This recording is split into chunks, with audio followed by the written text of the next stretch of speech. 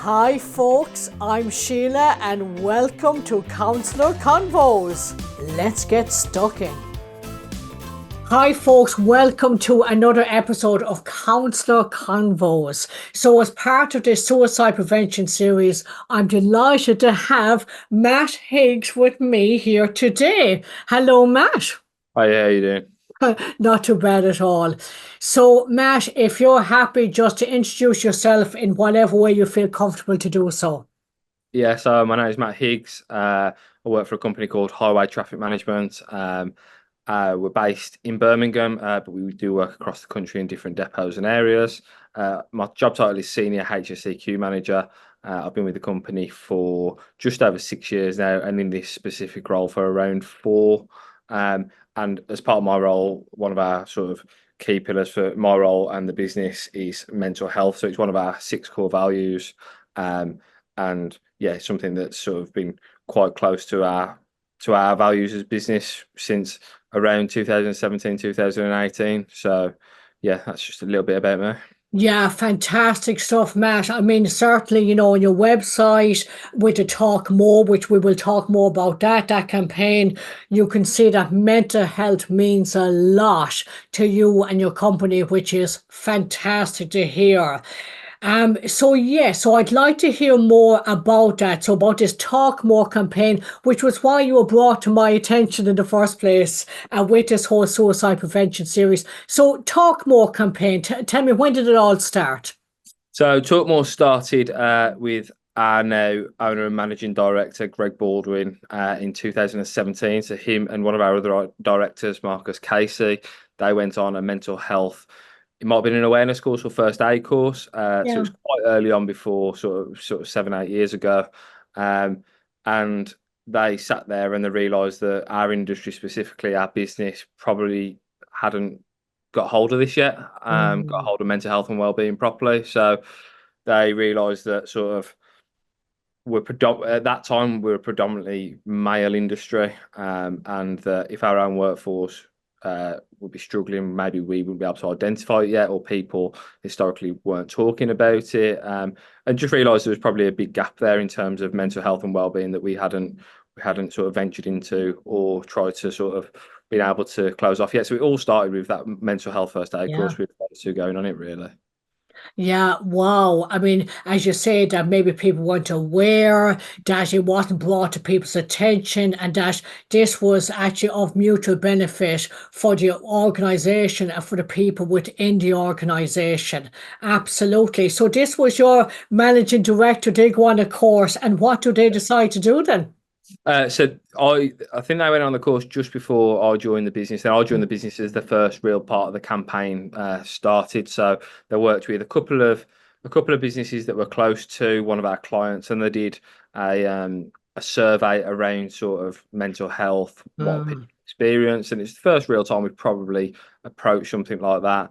Um, and then did some sort of fact finding, some research, and then they worked with another company to produce a mental health video. So our first mental health video around Talk More. So we got an actor involved, and it was around someone in our industry who is going through a period of mental health, and it's quite a hard hitting video, but it showed how their life pressures, their work pressures, all contributed, and it ended up with, as part of that video, that person committing suicide. So Yeah. as part of that video. So it's quite a hard hitting video, but it was one that was quite sort of, I suppose, brazen in the industry. We managed to get it Yeah. out there and all S- that sort of social So, media. Matt, just to pause there with that. So, that video, first of all, let me highlight to any of the listeners, it is an exceptionally moving video. I watched it as part of the research for our chat today, and it had me in tears. It's a brilliant video. Am I hearing that that was actually based on a true story? That that's actually based on an employee? It wasn't based on one of our employees, Okay, no. sure. Um, Well, I could it imagine was that's, it was based on the working activities, and it was based on a traffic management operative, and the potential life pressures they may face by going out to work and stuff like that. So it's based, and there's some stuff about as part of it, the road worker abuse when someone came to the closure point they were working at through, and it was just how everything built up. So it was based on our industry, but not a specific experience that we've experienced. Yeah, but I think it's a brilliant video to highlight the sort of things that could happen. And you could see in the video the build up, the financial pressures, how it affected this guy's relationship. You could really see how this could be a real life scenario. Yeah. So well done straight away in doing that video to your company. Fantastic.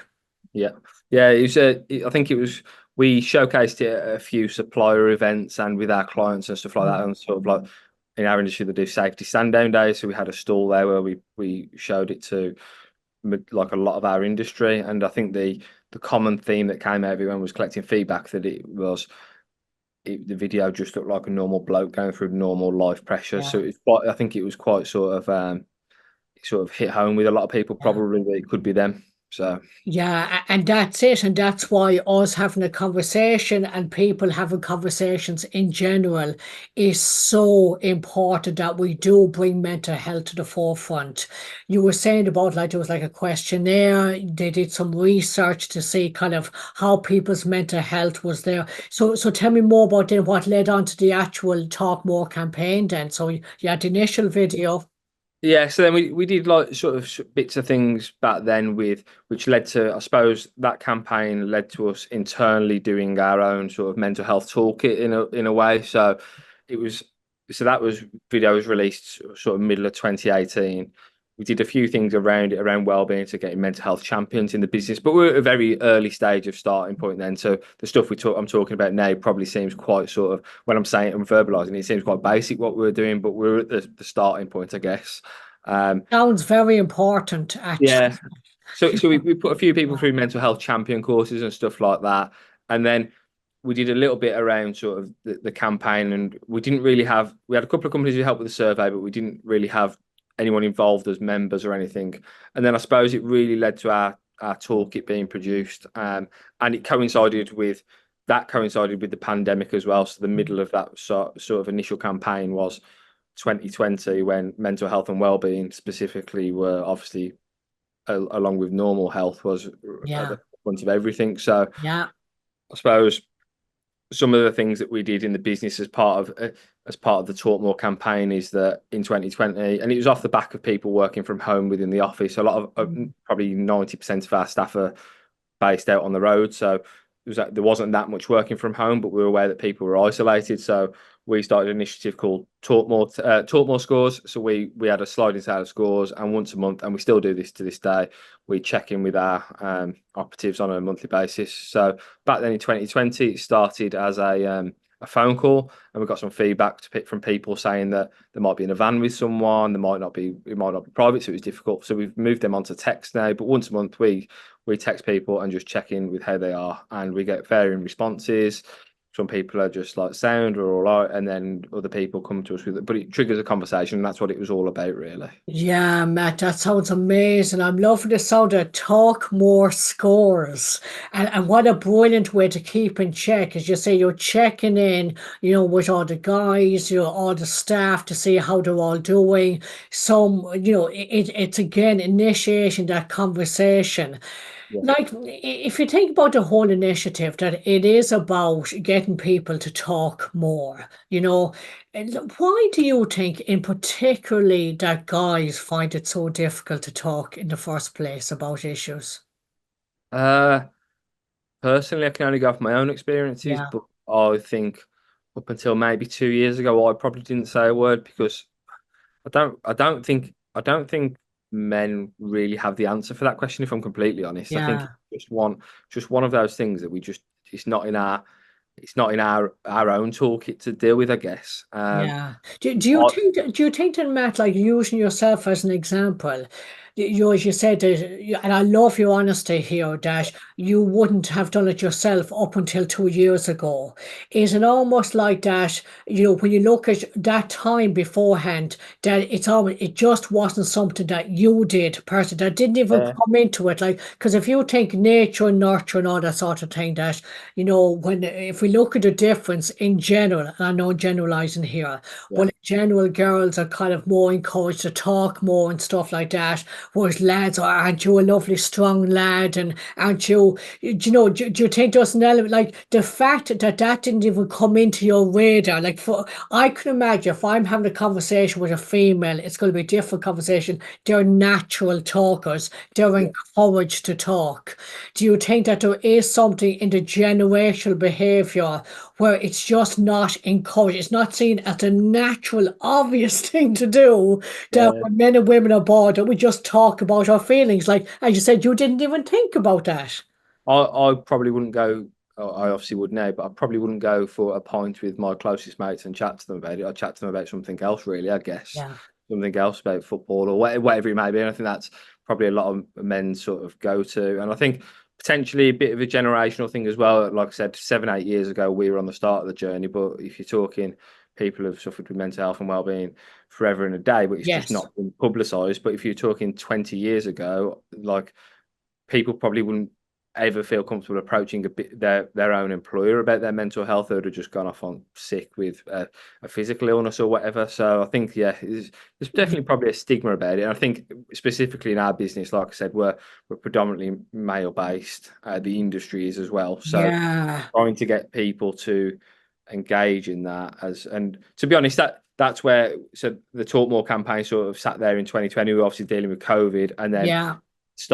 back end of 2022, back end of the start of 2023, we wanted to sort of get some more life into it. After we dealt with the sort of pandemic and stuff, so Mm. that's where the next video came in with the sort of the strap line that we had around sort of talk more, spot the signs, talk more, Yeah. save lives, and there was that poem that we did on the video. But like we tried to get different generations, different people, Yeah. men, women, different levels of the business involved in that poem. So and that really got some traction everywhere around just chatting really and just talking. So Yeah, a fabulous video again. Love the poem actually. Do you know where the poem comes from? Did you come up with it yourselves or? I can't take credit for that. So Flora, our marketing and communications manager, we both sort of came up with wanting to relaunch the campaign, but I cannot claim any credit for any creativity behind that poem. Yeah, So one day she just sent it me on an email and just said, oh. "I think this is what we should do," and I was like, I couldn't. Yeah, it's a good poem to be fair. It's brilliant, and I love the fact that you've got so many different people reading a line from it. It's so diverse. I particularly like the line about chat to your dog. I love Yeah. that. Do you know, it's true. Like, they won't give you the lip back. Do you know what I mean? Like, it's a great idea. Do you know what the best thing we found about that as well is probably with the first video is very hard hitting and probably required, to be honest, in the industry to sort of Yeah, let people know this is what's happening, sort of thing. yeah, We realised with the second video that like mental health and well-being, yes, it's a serious subject, but it doesn't mean that you can't and not have fun with it is the wrong terminology, but it doesn't mean you can't be open about it. And I don't think it's on the Talk More website, but we definitely put it on our social media channels. The outtakes for us putting that video together were brilliant. And like we said afterwards, watching those, Flora put the outtakes together as a little reel. And brilliant.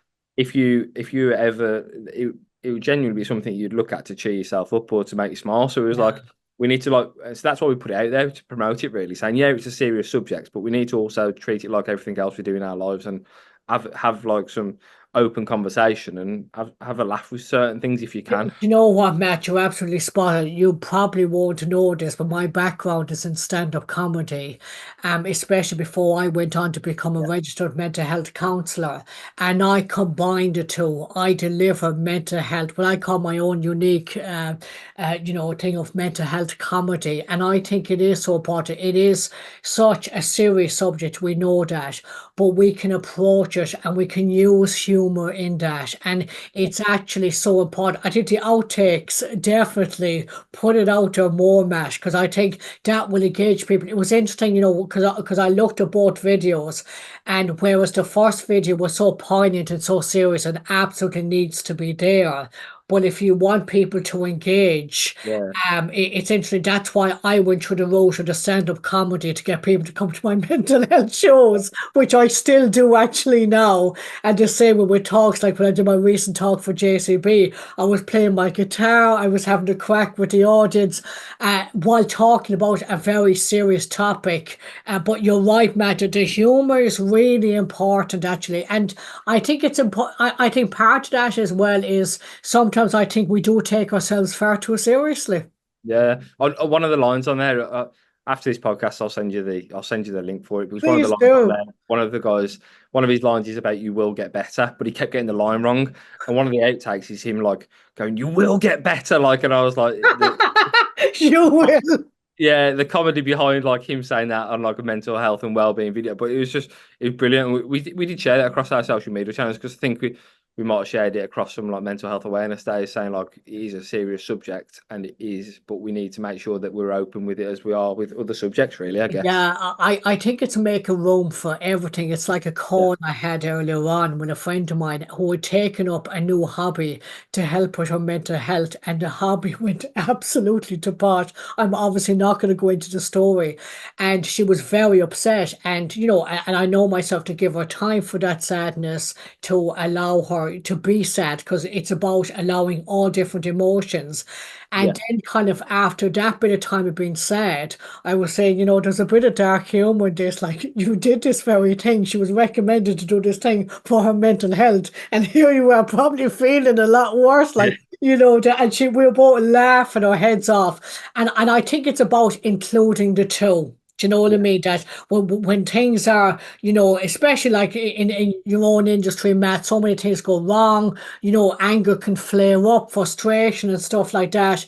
And then being able to have a laugh about it, but both, because I think humor is a brilliant coping mechanism, but I think the problem is a lot of times it's only the humor and not the sadness as well, or the anger. Would you agree with that, Matt?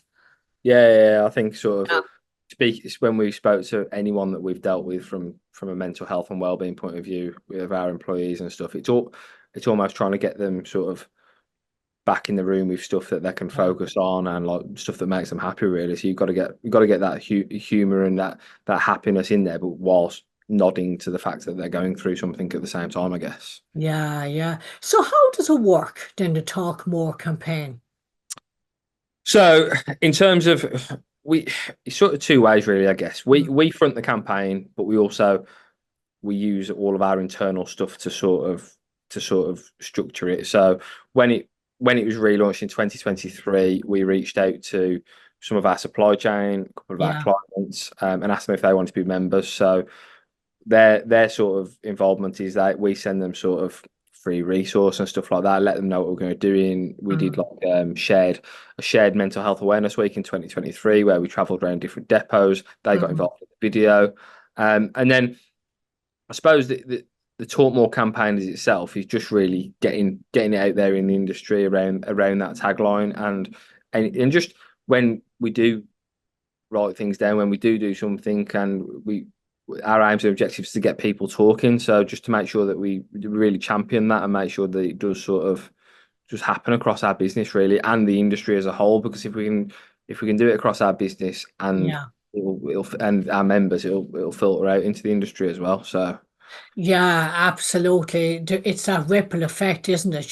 So if let's say you've any organizations listening to this podcast and they want to know more, what does joining mean? What would be the expectation? Yeah, so our sort of expectation is to engage with our sort of our meetings that we hold. They have to appoint.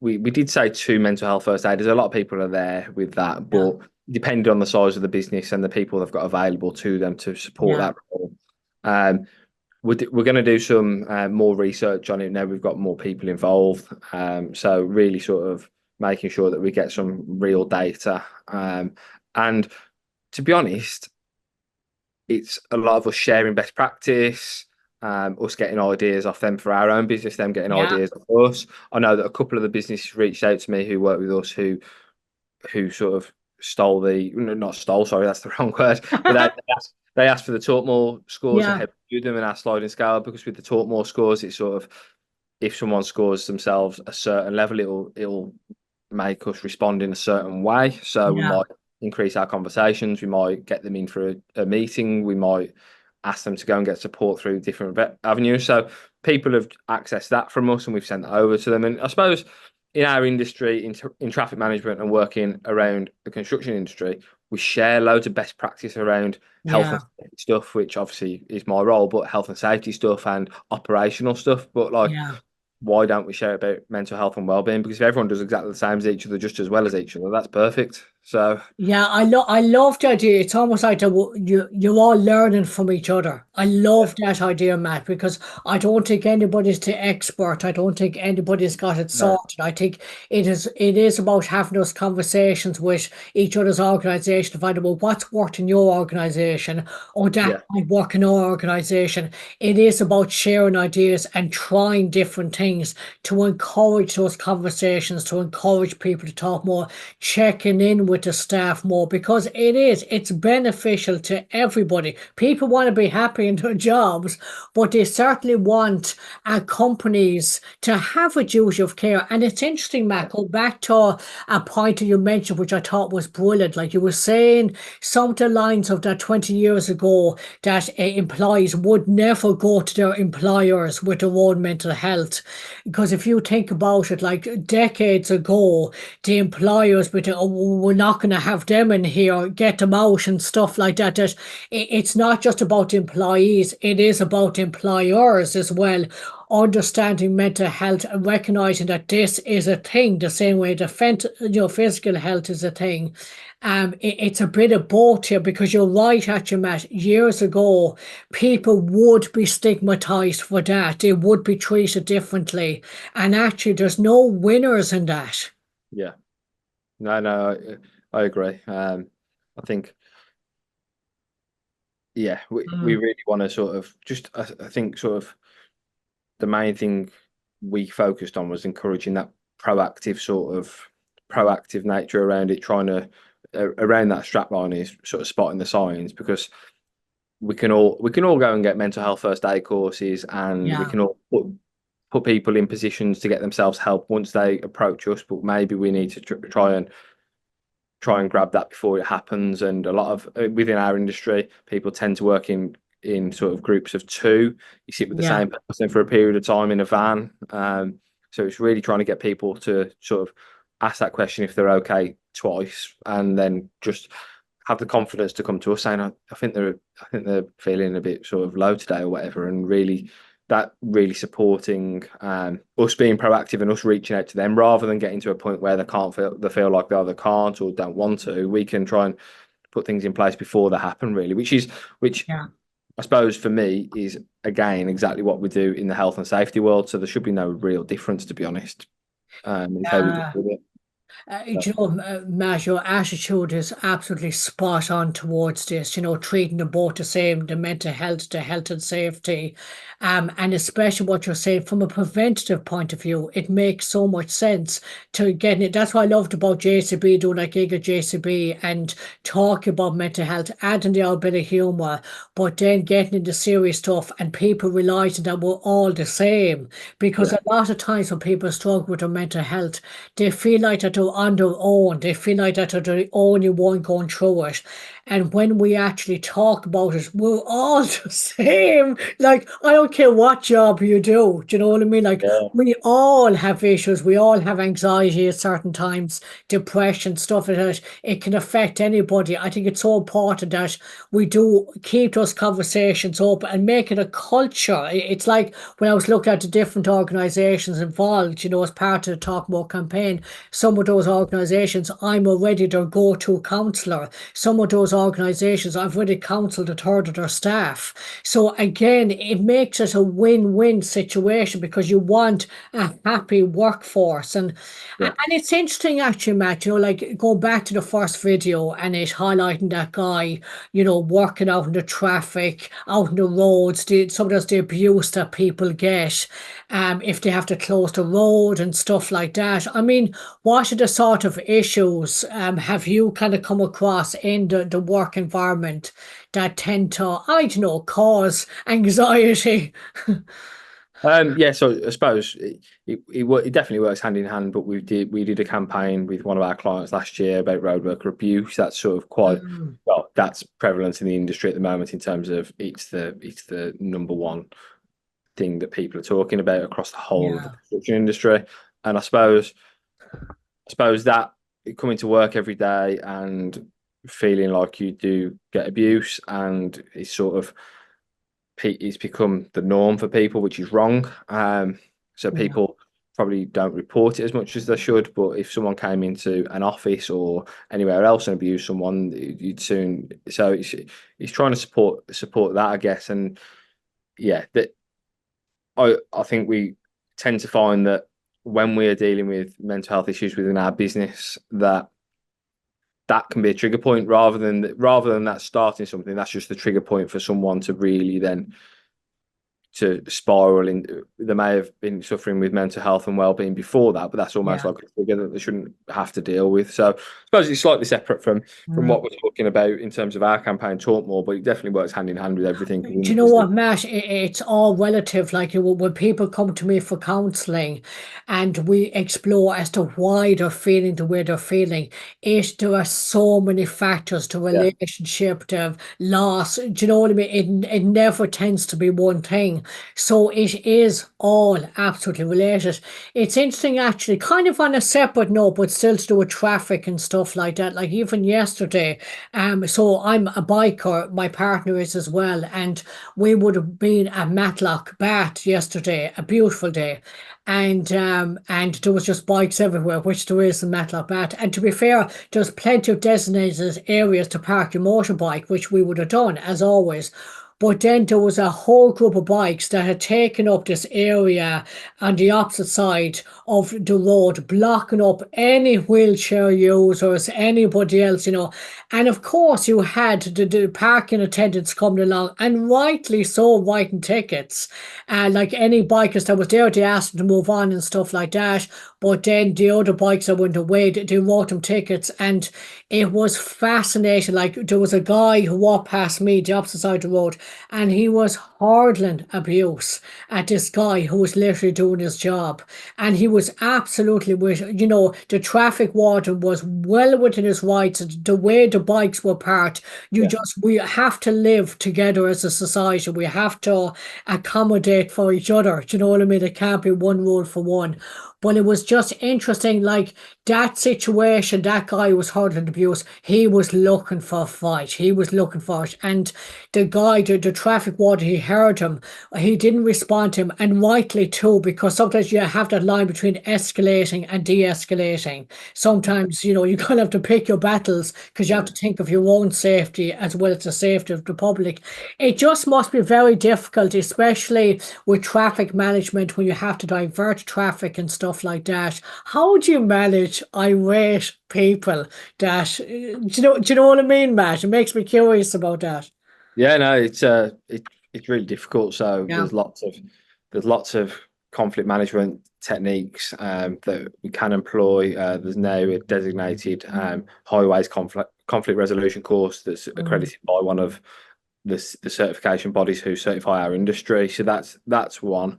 Um, but yeah, we're always dealing with different things that happen. Like if it's never the same thing, if that makes sense. If whether Yeah. it's calling someone names, whether it's physical abuse, and sometimes you get it from the areas that you don't expect as well. Really, like So, where, Matt? yeah, not naming areas, but areas where Yeah. you think that I suppose that you don't think the abuse, or you've previously had abuse. All of a sudden, the operatives aren't getting abused. And don't get me wrong, this isn't all a thing saying members that, because 95% of people are absolutely fine, and the amount of Yeah. operatives that you go to where they're working on a long-standing scheme and the neighbours are making the cups of tea and stuff like that. Like there's Yeah. How nice. yeah, Yeah. there's definitely good out there, Mm. but I suppose on the flip side, across society, there's also people who don't want to abide by what sort of they have to do and that sort of stuff. So yeah, so it is challenging, and I guess sort of with people with our operatives' well-being specifically, it's difficult to really to really shield them to shield from that all the time, because anything can happen when they're traveling to and from site and stuff like that. They're just driving to and from site, so we want to make sure that before they get in that position, they're in the right mindset, the right well-being, and really just open any conversation before they get to that point, I guess. Yeah, as you say, kind of from a preventative point of view, that you're looking after the staff and that they're looking after themselves as well. Like it's a funny thing really, because you can have all the support out there and you can have all the initiatives, but we need people to engage in those initiatives. So it is a two-way thing. I think it's Yeah, really important to acknowledge how difficult it is for some people, especially guys, to talk. Actually, that yeah, well, for some guys, it just seems the most unnatural thing. Sometimes they have these beliefs that are seen as weak, that are seen yeah, as not strong. I mean, we can all pretend we're great, you know. yeah, That I actually think it takes great strength to show your vulnerability. yeah, So I think it's the opposite, but it is a two-way thing. It is promoting that culture, and but again, it's that stigma, that reducing that stigma, having conversations like these where it's okay to talk about our mental health, and as you say, from a preventative point of view, like so we know that there's going to be issues. Certainly, if guys have to close off the road, unfortunately, we know with the traffic wardens. I yeah. saw it yesterday. What other sort of issues do you think it kind of are there in within the traffic management industry? Uh, I don't know whether it's obviously a safe critical environment. So you're working Yeah, with sort of parameters around safety critical needs of businesses. So you're keeping people safe on site and stuff. So even sort of the, there's no job within our business, I guess, that isn't stressful, because you're looking after people's health, essentially physical health on yeah, site. So we're closing the roads, we're putting lights out, we're putting lane closures on, we're doing whatever we're doing to allow someone to do their job. So, yeah, and to be safe in the knowledge that we've put the right traffic management out to keep them safe. So I guess, like, even if you're within the business for a few months, then you get qualified and you start running jobs, I guess, like that, it's probably not spoken about too much because our guys who've been doing it for years and years, but that sort of inherent pressure on them to just to have other people's safety in their hands is probably quite stressful. And I guess sort of yeah, then they deal with the road worker abuse, and then any normal sort of stuff that sort of comes from sort of home, personal life, stuff like that. yeah, We deal with a lot. I guess the people we deal with in our business specifically, we deal with probably a lot of sort of low mood, anxiety things for a short period of time that now we're better at capturing, so it doesn't escalate. Um, as part of us getting out there with this campaign and making sure that people are aware. And I suppose the big thing that the campaign did, especially when we went out to for the Mental Health Awareness Week mm, in 2023, is trying to challenge people who maybe aren't on board with it yet, because that's fine too if they're not on board with it, yeah, because that's for us to try and change their minds. And there's some people that we might not be able to do that with, but there's other people who we've been able to say, well, yeah, you might not think you suffer from mental health and well-being, but everybody does, and you might do something that is a trigger point for you that is actually where you're in a low mood or something. So one of the things that we did to try and combat that, as a business, which was promoted to sort of alongside the campaign, is so the start of 2023, we wanted 10% of our workforce mental health first aid trained. So yeah, at that point, we're talking sort of maybe between 250 and 300 employees. So we wanted 10%. At that point, we only really did management and supervisory staff. We've opened that out in the last sort of 6 to 8 months, and we've got mm. 25% of our entire business trained. So we Wow, so yeah, we're now that's our target is by the end of October to have that in. So we're now at 21%, I think, from the top of my head. So we're going to hit the 25%. that's But fantastic, Matt. yeah, I, Yeah, I refreshed mine. I did on a couple of months ago, and one of the guys we went with was one of our operatives, and he didn't have any knowledge. Like, he wanted to learn, but like he didn't yeah, have lived experience or anything like that that you knew about. So we're trying to really, rather than just getting the people who are really interested in it, we're trying to put people on it who either don't know about it, might Yeah. not really believe in it, because that's the people who we need to unlock, really, I guess. Yeah, that's a really valid point, Matt. Absolutely, to try and make it as inclusive, and especially the people that are closed off to it. Yeah, That is because whether they like it or not, mental health affects everybody. Do you know what I mean? Like, yeah, they're going, nothing to do with me. Well, you do have a brain, don't you? You do have your mental health. yeah. So actually, it is. So, out of curiosity, it makes me think of self-care. What do you do for your own self-care then? Do you have any Uh, hobbies or interests? God, if anyone who knows me actually watches this, they'll see my social media is just smashed all the time with running. I run loads, so Okay. that's what I do. And it seems I know a lot of people are into running at the moment. I've never seen so many people actually That's running great. anywhere. But Fantastic. yeah, but I probably did gym, and like I've never been great in the gym, but I probably did gym and running for 10 years of my life, probably to try and look better. But what I've realised in the last 6 months, I've really taken up running, and I do it for my brain. And obviously, there are secondary benefits in terms of like body shape change and all that sort of Yeah. stuff, losing weight, whatever it may be. But I do it for my brain first and foremost, and it's the longest I've ever stuck with it in a prolonged period of time because I know that Wow. I do it for my head. So I do talk about it quite a lot, but I do tell people just to get out there and just run because it's easy. You don't need any money. It's easy. Yeah, do you know it sounds like it really works for you, Matt. Yeah, That is fantastic. It is about like anybody listening to this is to find something that works for you. Do you know what I yeah, mean? Like I wouldn't run. I'd knock myself out with my two big cojones. Okay. yeah, And when I walk, I do an awful lot of walking, love yeah. walking. And that's the thing. It is finding something that works for you because for our own mental health, it was like you were saying that point about, especially with the health and safety, there is a lot of responsibility. There is a lot of pressure in your job, looking after the safety of so many people. So effectively, the person that needs to be in a great state of mind, first of all, is you, is the person who was doing it. It's that whole self-care. Do you know what I mean? Like that. So many people, I come across the behaviors of people pleasing and stuff like that, which is fine as long as you're pleasing yourself too, because I think people, their tank gets empty because they're so busy looking after somebody else that they forget, hang on a minute, the most important person is actually you, first of all. Yeah. Because that's the biggest preventative thing. So our own self-care, like I've had people say, oh yeah, but doing things for yourself is selfish. And I love challenging that belief because it is the complete opposite, actually.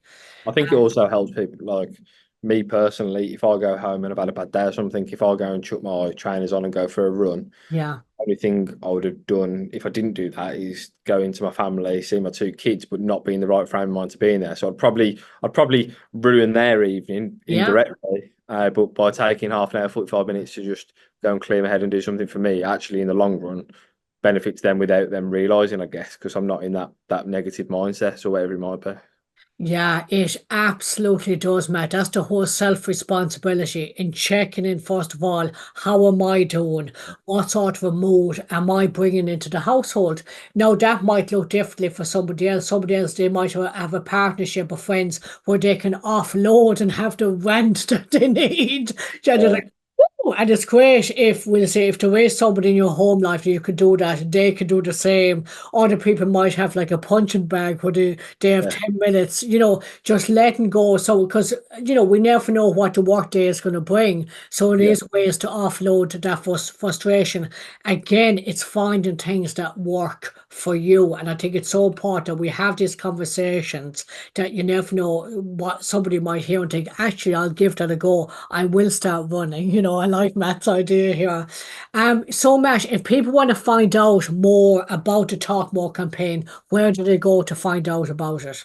Yeah, so if they go to talk dash more.co.uk, Mhm. our page is there. You can sign up.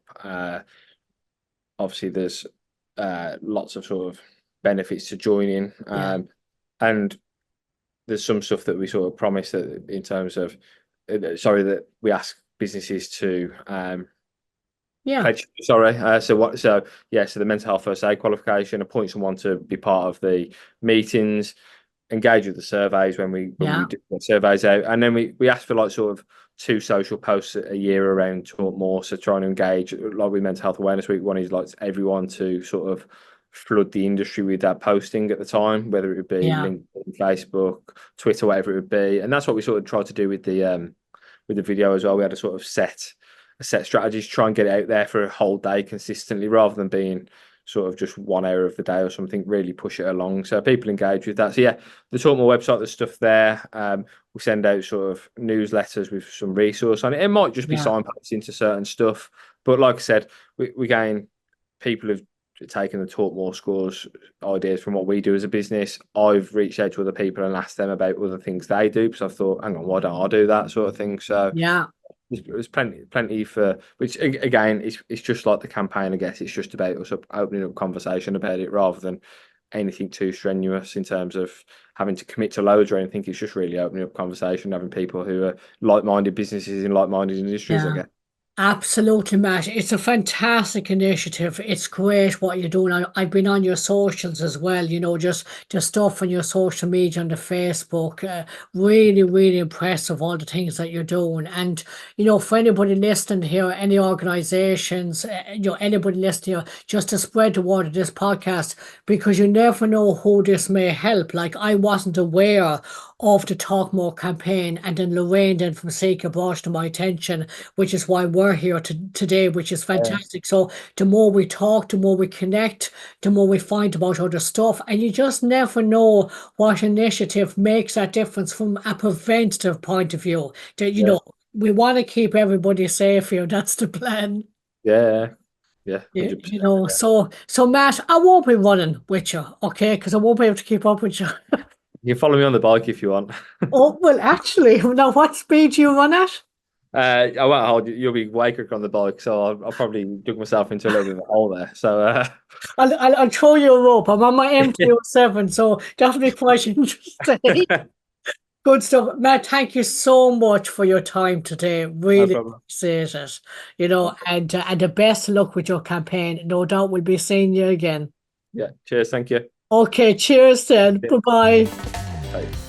Thank you for listening to Counsellor Convos with Sheila McMahon. If you've enjoyed this episode, consider checking out her YouTube channel or pop on her website, mindmanagementforyou.com.